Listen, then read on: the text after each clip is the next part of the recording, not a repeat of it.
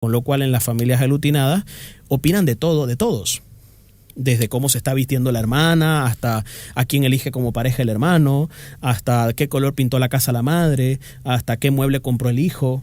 Entonces, opinan de todo. Yo me pregunto, ¿qué opinan las parejas de estas personas cuando ven que en esa familia tienen un nivel de opinión muy fuerte? Yo tengo que enseñarle a mis hijos, a mi pareja, en la medida que voy creciendo, que me pueden acompañar, ayudar, que pueden influenciarme. Tengo que enseñarles cómo, pero si yo siempre he sido el que ha podido todo y un día no puedo, ni yo sé qué voy a hacer, ni los demás saben cómo tratarme. Vamos a desarrollar hoy un tema relacionado con la influencia, con el poder. El título es ¿quiénes tienen poder sobre mi vida? ¿O a quiénes se lo otorgo? Correcto. ¿A quién le otorgo el poder en mi vida? Sobre todo pensando en, obviamente, personas jóvenes, adultos en adelante, que ya tenemos esa potestad, que no la tenemos siendo niños. Siendo niños el poder viene otorgado. Nuestros padres deciden, nuestros padres nos dicen qué debemos hacer, nos cuidan, nos protegen. Cuando vamos creciendo, a partir de que somos jóvenes y más aún luego jóvenes adultos, peor si luego somos independientes económicamente, etc., entonces cada uno empieza a asignar poder e influencia a distintos tipos dentro de nuestra red interpersonal, ¿no? Y nos vamos a plantear hoy, la reflexión es, ¿a quiénes le he otorgado el poder en mi vida? Entendiendo poder por influencia, por autoridad sobre mí, ¿no? Entonces, ¿para qué vamos a hacer este ejercicio, Roque? ¿Por qué puede ser útil que una persona se pregunte quién me influye, quién tiene influencia sobre mí? Lo que pasa es que hay mucha gente que tiene ciertas sensaciones, ciertas emociones, ciertas controversias interiormente cuando se trata de interactuar con ciertas personas. Hay gente que dice, no sé, porque cuando trato con mi papá tengo estos sentimientos, cuando trato con mi pareja tengo estos sentimientos. Y a veces dice, cuando trato con mi jefe o con un compañero de trabajo o una amiga, como que siento que tienen demasiada influencia sobre mí. Siento que me pueden, siento que me siento indefenso, me siento desprovisto, me siento insegura ante las cosas que esta persona hace con relación a mí. Entonces, hay mucha gente que va a terapia justamente en esa condición. En la condición de quiero ser más segura de mí misma, quiero poder poner límites a las personas con las que yo trato, ¿no?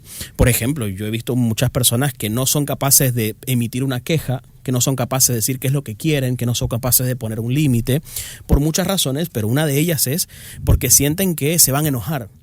Sienten que se van a molestar conmigo, ya no van a tener la misma idea de mí, no sé, muchas razones. Entonces yo le voy dando mucho poder, mucha autoridad a las personas, y las personas empiezan a entender que tienen esa autoridad sobre mí y consciente o inconscientemente pueden terminar sacando provecho de ella.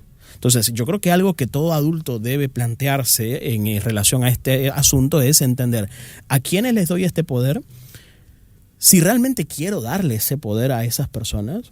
¿Y qué significa darle ese poder? Partamos de la idea de que le vamos a dar poder a varias personas a lo largo de la vida, ¿no? Y como bien decíamos hace unos minutos atrás, antes de empezar este sector, decíamos, los seres humanos vamos madurando la idea del poder y empezamos siendo muy niños, donde somos víctimas del poder de otros, por decirlo de alguna manera, o mejor dicho, estamos en una posición pasiva de lo que los otros hagan sobre mí.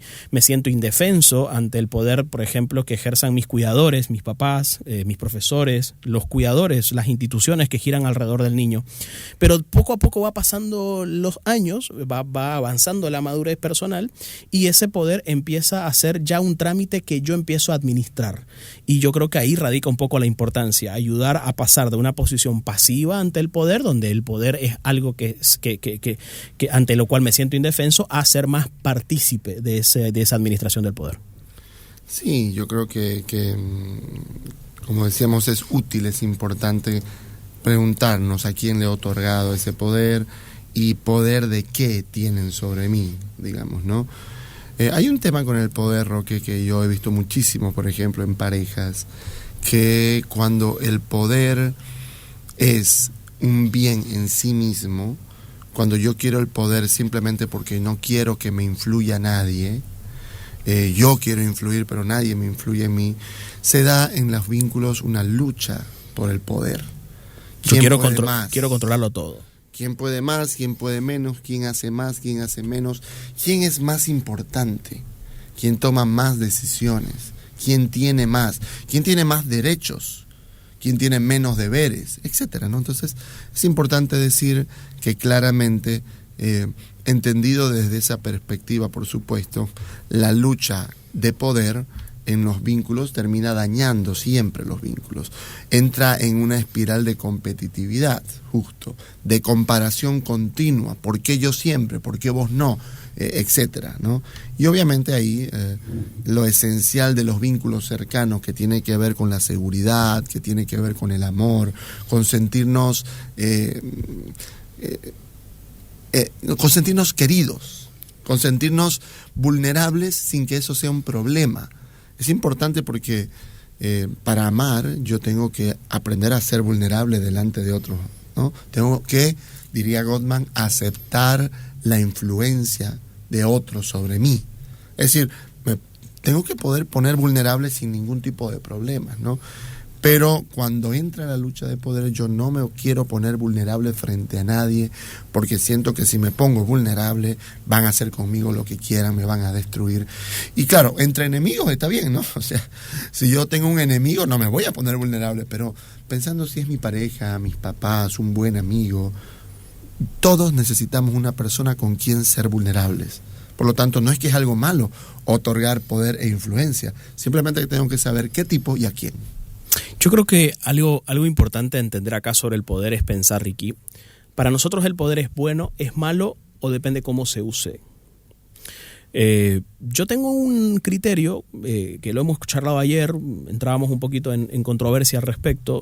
Mi idea sobre el poder es que es inevitable. O sea, las relaciones, el poder está en las bases mismas de la sociedad, en las instituciones, en las organizaciones, donde hay un grupo hay poder, hay jerarquías, en un colegio, en una familia, incluso te diría que en una pareja, ¿no?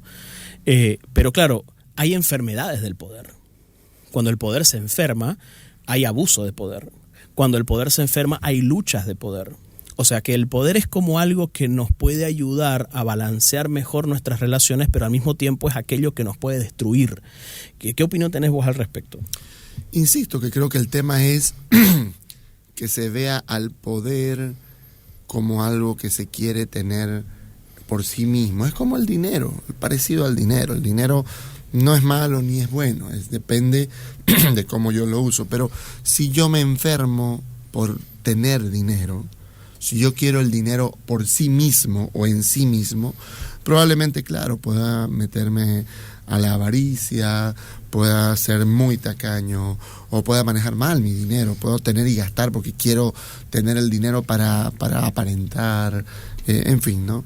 Entonces, yo creo que ha dicho algo clave ahí, ¿no? Porque el poder como fin o el poder como medio. Claro, como medio. Porque si el poder sigue siendo el medio por el cual quiero algo mayor o algo superior, me parece que los actos pueden ordenarse con mayor facilidad. Pensemos, por ejemplo, en un político que quiere hacer las cosas bien para su pueblo y usa el poder en el buen sentido de la palabra para poder estar en un lugar desde donde poder impactar a más gente, claro, en su pueblo.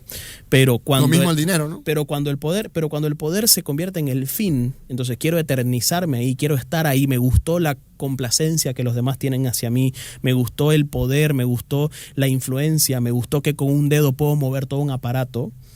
Entonces, claro, ya el poder no es el medio, ya el poder es el fin, y ahí empieza a enfermarse, ¿no? O, por ejemplo, pensemos en un papá, sin ir muy lejos en el ámbito político, pensemos en un papá cuyo fin es el poder. Entonces no quiere que se lo sobrepase nunca, no quiere que decidan cosas sobre él o a sus espaldas. Es el fin el poder. Y cuando el fin es el poder, cuando lo más importante es sostener el poder, es cuando nos enfermamos de poder. Y es donde caemos en exageraciones. Claro, típico caso de empresas familiares, ¿no? Uh-huh. Donde el fundador, el papá, por decir, no quiere soltar jamás la autoridad sobre el negocio. Ya está muy mayor, pero de todos modos, él piensa que el día en que él no tenga poder, no será querido, ¿no? Es lo que dice la gente de, no, prefiero ser temido. El temor es más seguro, ¿no? Pero para que vos tengas temor sobre mí, yo tengo que ejercer poder sobre vos, ¿no? Entonces, la gente tiene miedo. O personas de la tercera edad también que dicen, el rato que yo me quede sin plata, mis hijos no me van a venir a visitar. Claro. No, claro. ya se van a obrar en mí, digamos, ¿no? Correcto. Entonces, lo mismo que decías vos del político es lo mismo del dinero, ¿no? Siempre recuerdo la historia que contaba un padre, un sacerdote, algo así como que en el rótulo o en el título de una iglesia que se construyó o se estaba construyendo, se puso un título que decía: esta iglesia se construye con la promesa de los ricos y el aporte de los pobres. Porque claro, o sea, hay gente que tiene mucho dinero, pero tiene mucho dinero porque hacer dinero fue el foco de su vida. O sea, ese fue el objetivo de su vida, fue hacer dinero. Y entonces, obviamente, cuando tiene dinero, ok, ¿no? Y el dinero es todo, no lo va a dar fácilmente. Prometerá, dirá cosas, dará después un poco, pero lo hará con pesar y además no soltará dinero gratis. Necesitará algún tipo de reconocimiento, en fin, ¿no? Mientras que hay gente que hizo dinero porque en realidad lo que quiso fue hacer empresa, hacer negocio, hacer trabajo y dar trabajo a otros, y hizo mucho dinero, y son personas muy generosas, porque su fin no fue hacer dinero, su fin fue tener un medio de trabajo, prosperar, crecer, dar trabajo a otros, darle estabilidad y oportunidades a sus hijos. Entonces, pues bueno, estamos ante distintos tipos de personas, aunque puedan tener capaz ambas la misma posibilidad económica, lo mismo. Entonces, un papá que entiende que tiene poder sobre sus hijos, lo entiende, no va a hacerse el tonto con que no, y voy a dejar, como, a ver, tristemente vemos ahora personas que ven que su hijito de 5 años juega con muñecas y entonces él piensa, no, ya él eligió su género ya, no, si él elige, él puede hacerlo, y hay operaciones, Roque, tristemente, de cambio de sexo en niños. Bueno, no vamos a entrarnos en esa polémica. Es un abuso de poder, ¿no? Es un abuso de poder, porque ese papá que debería tener poder para guiar, para orientar, para acompañar, de pronto dice, no, yo no tengo, que él elija. Si él elige, entonces está bien. Pero eso no es en todos los ámbitos, es solamente en algunos, ¿no? Porque los papás tenemos que ser conscientes que tenemos poder, tenemos autoridad, y tenemos que emplearla positivamente. Tenemos que enseñar a esos hijos que ser pasivos de alguien que me protege y que tiene autoridad y poder no es algo malo necesariamente, ¿no? Siempre y cuando ese poder se utiliza desde el servicio o desde el amor. Claro, por eso los derechos de los niños están garantizados no solamente por los papás, sino por el Estado. Claro. ¿No? Es decir, allí cuando hay un abuso de poder por parte de los cuidadores, aparece el Estado como un factor de protección. Porque, de nuevo, los niños no pueden defenderse solos, no pueden hacer nada ante dicho poder. Entonces, sí es recomendable, aunque eso también tiene sus bemoles. Hay quienes dicen que el Estado no tiene nada que ver con mis hijos, yo defino todo con mis hijos, pero claro, el tema es que no toda persona que dice ser padre significa que va a administrar bien el poder que tiene sobre los hijos, con lo cual habrá que buscar una otra alternativa en caso que eso no fuese así. Pero pensemos en relaciones. Yo iba a decir, si yo crecí sintiendo que era víctima de un poder, una familia muy rígida, una familia donde se me golpeó mucho, donde finalmente, vos sabés que los golpes duran un tiempo, luego no duran más, entonces había mucha rebeldía al poder. No se le podía hacer nada, en una familia donde no se podía hacer nada, por mí mismo. Claro, y entonces reacciones diversas, personas que se contraen hacia adentro y entonces se callan y dicen ni modo y sufren y lloran y se encierran y no muestran emociones, por ejemplo. Y entonces se rompe por el poder, se rompe el cariño, el afecto, la transmisión del afecto. Por cuidar el poder se malogra el vínculo afectivo. O personas que se rebelan y entonces se chocan contra el poder, se escapan y empiezan a portarse más bien muy mal, no estudian, empiezan a ponerse en riesgo, adolescentes que quieren romper contra esa rigidez, ¿no? Sí. De todo modo se rompe la relación. De repente ya no desde la cuestión del afecto, aunque también puede ser, pero sino desde la rebeldía. ¿Qué pasa cuando estas personas crecen? cómo miran el poder, o son capaces de darle autoridad a otro. No, claro, por supuesto. Son capaces si siempre de se han que lo defendido, influyen. es que si siempre se han pasado defendiéndose del poder, va a ser muy difícil otorgar poder a alguien Claro. más. Se van a pasarse todo el tiempo a la defensiva y van a reaccionar ante algo que probablemente no tenía sentido reaccionar todavía. Por ejemplo, con su pareja, ¿no? Con la O pareja. pensemos, por ejemplo, en las familias muy aglutinadas, donde usualmente las familias aglutinadas, ya hemos hablado de esto en un otro programa, tienden a tener una unidad muy, muy cercana entre sus miembros. Es más, es muy difícil que en las familias muy aglutinadas se desarrolle con propiedad la autonomía personal de cada uno, con lo cual en las familias aglutinadas opinan de todo, de todos. Desde cómo se está vistiendo la hermana, hasta a quién elige como pareja el hermano, hasta qué color pintó la casa la madre, hasta qué mueble compró el hijo. Entonces, opinan de todo. Y yo me pregunto, ¿qué opinan las parejas de estas personas cuando ven que en esa familia tienen un nivel de opinión muy fuerte, ¿no? Donde cuestionan, porque claro, estas parejas dicen, ¿yo qué lugar tengo? Si pienso que nos ponemos de acuerdo en una cosa, vas a tu casa y después venís y decís otra cosa, yo digo, ok, estoy acá pintado, estoy acá pintada. Es muy importante tener criterios sobre el poder, porque yo pude haber nacido en una familia aglutinada, pero el reto más importante de la familia aglutinada es poner límites. Mamá, yo lo voy a conversar con mi esposo y te aviso. O no te permito decir esto, porque esto solamente lo podemos resolver yo como mamá o mi esposo como papá, o viceversa. En fin, creo que vale la pena que un adulto se cuestione dos cosas. Primero, ¿quiénes tienen ya poder en este momento sobre mi vida? ¿A quiénes les doy la posibilidad de opinar? ¿A quiénes les doy la posibilidad de sostenerme? ¿A quiénes les doy la posibilidad de criticarme? ¿A quiénes les doy posibilidad de cuestionarme? Y dos, ¿quiero que eso siga siendo así? ¿Cómo puedo administrar eso mejor?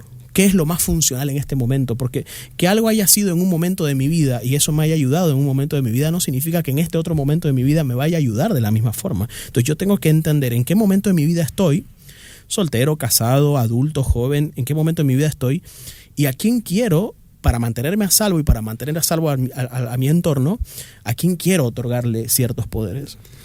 Me puse a pensar, Roque, algo, ¿sabes? El Estado es el que tiene el derecho lícito de usar la fuerza pública, incluso las armas, ¿no? Con su brazo de la policía o sobre todo de los militares, ¿no?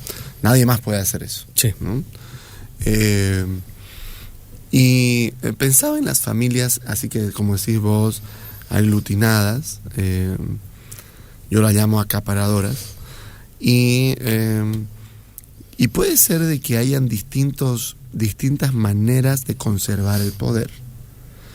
Pienso que pueden haber dos, pueden haber más seguramente, pero pienso en dos típicas, que es, por un lado, la violencia, o sea, frente a infundirte miedo, realmente a dejar de hablarte, de afectarte psicológicamente, ¿no?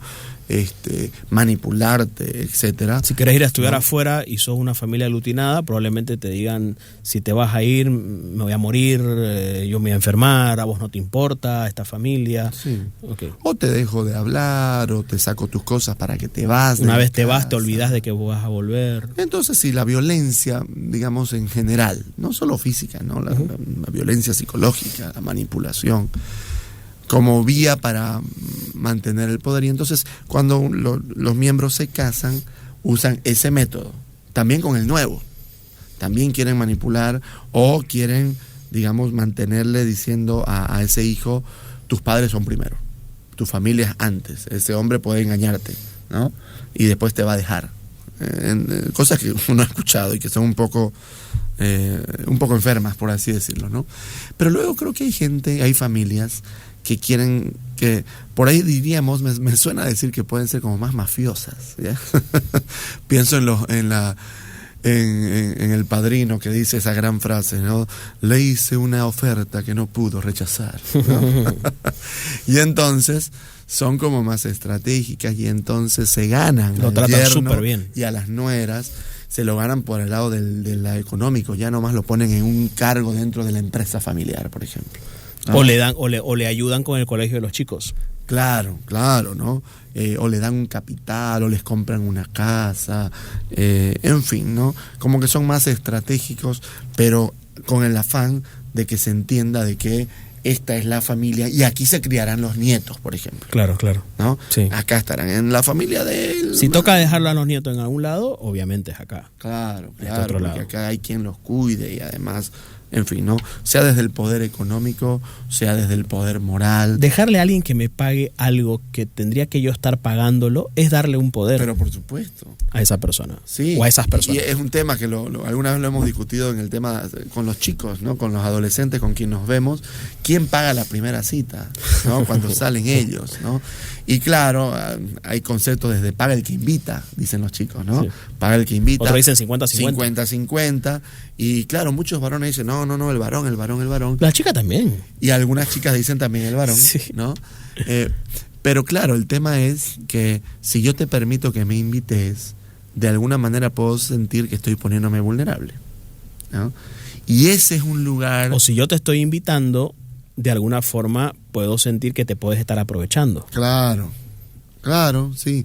Entonces, convengamos eso, y creo que es muy importante eso que dijimos en términos de que qué tan cómodo me siento dándole autoridad o influencia a otro, siendo vulnerable frente a alguien, aunque sean estas cosas mínimas, ¿no? O no, yo jamás dejo que me invite nadie nada, yo pago todo y si alguien yo me enojo y no quiero deberle nunca nada a nadie. Además soy de los que digo yo no le debo nada a nadie, yo me echo solo en la vida, solamente yo, digamos, ¿no? Entonces... Eso puede ser muy disfuncional. Claro, y probablemente si uno revisa en su pasado, probablemente Lo que hubo pasa es que alguien que abusó de un poder, ¿no? ¿Qué va a pasar con esa persona el día que crezca y necesite de otros? ¿Con qué base emocional va a dejar que otro se ocupe de él o de ella? ¿Alguien que le ayude a ir al baño? ¿Alguien que lo cuide estando en la cama? ¿Alguien que ya no pueda generar dinero? O sea, si yo voy por la vida creyéndome que yo me hago solo y que no necesito de nadie, los seres humanos somos frágiles cuando nacemos y cuando morimos, aunque en el medio nos sintamos poderosos. Pero en algún momento vamos a sentirnos frágiles de nuevo. La vulnerabilidad es parte de la condición humana. Y hay gente que es tan invulnerable que es vulnerable a sentirse vulnerable. Y es triste, ¿no, Roque? Porque creo que en ese tipo de personas terminan su vida como la iniciaron. Y cuando llegan a ese punto ya no quieren vivir. Por eso, o sea, terminan como la iniciaron. Es decir, muchos de estas personas fueron dañados en niños por un abuso de un poder. Claro. Razón por la cual alguien no usó bien el poder. No quisieron darle poder a nadie luego. Correcto. ¿No? Y cuando ya son ancianos, se sienten nuevamente vulnerables y como nunca dieron poder a nadie y por lo tanto pudieron haber abusado también del poder, pues bueno, no sueñan con que los cuiden con cariño, con que los cuiden pues así, ¿no? Con afecto, con cierto respeto y cuidado. Y no, te cuento que no, es triste ver mucha gente que, claro, los tratan con pena quizás, pero no con cariño necesariamente, ¿no? Uh-huh. Entonces muchos adultos, terminan como comenzaron, nuevamente sintiendo necesidad de que alguien los proteja y los cuide, pero no hay quien haga eso por ellos, ¿no? En un principio porque fueron víctimas y al final como la conclusión de nunca haberse mostrado vulnerable frente a nadie. Cuando son vulnerables, la gente ni siquiera sabe cómo ayudarte. ¿Cómo yo tengo que enseñarle a mis hijos, a mi pareja, en la medida que voy creciendo, que me pueden acompañar, ayudar, que pueden influenciarme? Tengo que enseñarles cómo, pero si yo siempre he sido el que ha podido todo y un día no puedo, ni yo sé qué voy a hacer, ni los demás saben cómo tratarme. Hay gente que, ya llegando al final, hay gente que ha administrado tanto para sí mismo el poder, por ejemplo, en una casa, en una familia, en la que siente que no puede enfermarse, porque el rato que no esté, nadie más va a hacer las cosas que él hace o que ella hace, ¿no? Y a veces eso es cansador. Yo he escuchado, por ejemplo, mujeres decir, yo para muchas de mis amigas soy mucha dosis, he sacado adelante a mis hijos, he tenido el empoderamiento suficiente como para hacerme cargo de la manutención de mis hijas y de salir adelante y todo, pero al día de hoy dicen, me gustaría sentir que puedo enfermarme y que todo va a estar bien, que hay alguien que va a estar ahí, que hay alguien que va a suplir ciertas necesidades, que hay alguien que va a responder y va a estar sintonizado con eso. Ricky, al final Sí nos gustaría que alguien esté sintonizado con nuestras necesidades también, que alguien las tenga presente, porque por más independientes, adultos, maduros y autónomos que seamos, también somos frágiles, indefensos, vulnerables, y todo tiene que ver con aprender a entender que la pareja, y hablo de la pareja al final, sí es la persona que más conoce o debería conocer mis vulnerabilidades y a quien yo pueda hacerles parte de esas vulnerabilidades y confiar de que esa persona dentro del escenario de amor en el que nos encontramos va a saber cuidar esas vulnerabilidades. La pareja debería ser el mayor custodio de las vulnerabilidades del otro, pero lamentablemente, ¿sabes qué pasa? Ocupamos esas vulnerabilidades para atacar al otro. Y cuando digo, a ver, mi pareja, yo le muestro mi vulnerabilidad, pero me ataca con eso, ya no quiero mostrarme vulnerable ante él o ante ella. Y es terrible eso. En una discusión, para ganar una discusión, para ganar un poder, para ponerme por encima, termino usando la vulnerabilidad del otro. Te estás pareciendo a tu madre. Vas a terminar como tu padre. Y claro, son cosas tan despreciativas, tan humillantes, que hace que el corazón humano se cierre y ya no posibilite el amor hacia la otra persona. Ya no puedo abrirme de la forma en la que me abro íntimamente, afectivamente, incluso hasta sexualmente. Es muy importante entender que nuestro rol de pareja supone tener un poder importante, pero como todo poder lo podemos usar para el bien o lo podemos usar como un fin y terminar enfermando con eso y malogrando las relaciones que tenemos. Las relaciones, correcto. Yo solo quiero decir una última cosa, por poner un ejemplo de muchos que capaz nos da para hacer otro programa de esto, ¿no? Pero me gustaría que cada uno pensara quién tiene la posibilidad de desanimarte, ¿no? ¿A quién yo le doy la influencia y la capacidad de que su manera de hablarme, de criticarme, me afecta de tal manera que yo termino no haciendo lo que quería hacer, por ejemplo, ¿no? ¿A quién le doy esa potestad? ¿A quién le doy ese poder de hacerme sentir que no voy a poder, que no lo voy a lograr, que no soy capaz, que no soy inteligente, que lo más probable es que fracase? Creo que es una cuestión muy importante, Roque, en la vida, porque vos sabés que todos tenemos sueños en la vida y también es posible que tengamos cerca nuestro destructores de sueños, gente temerosa, gente que con su propio miedo y con su propio fracaso quizás me transmite eso. Y entonces mis sueños siempre están amenazados. ¿A quién yo le doy la posibilidad de echarme para abajo y ponerme a pensar que no voy a lograr nada en la vida, etcétera? Creo que dentro de muchas opciones que pueden haber de tipos de influencia, ese tipo de influencia es algo que yo tengo que cuidar, que yo necesito mantener como a raya, digamos, ¿no?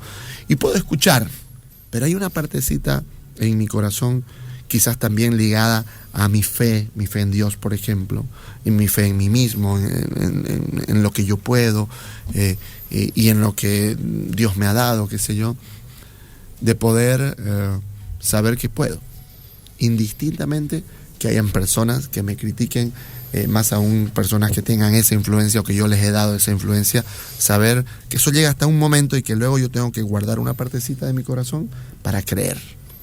Llevar y permitir que me lleven, cuidar y permitir que me cuiden, tomar decisiones y permitir que otros decidan. Siempre van a ser algunos aspectos en las relaciones de igual a igual, entre ellos pareja, que pueden ayudarnos a equilibrar mucho el poder.